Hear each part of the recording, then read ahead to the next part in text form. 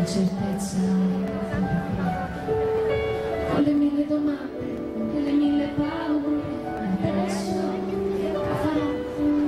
Sarò pronta, sarò in grado, a lui come lo dirò. Ma poi presto, via Carolina,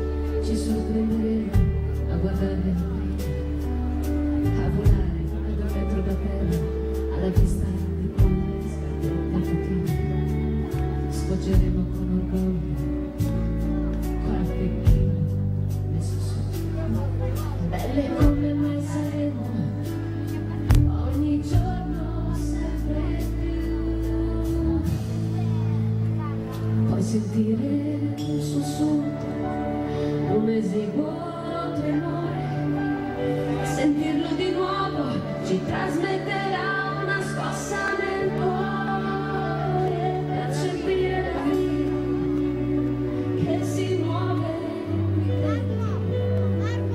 è l'emozione più grande del mondo, ogni piccolo suo movimento e vedere la vita nel suo cuore impaziente, quel vigore infinito e la fragilità che ci cresce nel percepire la forza, l'energia che trasmette, quella minuscola luce che prende e che tanto li voglio con me.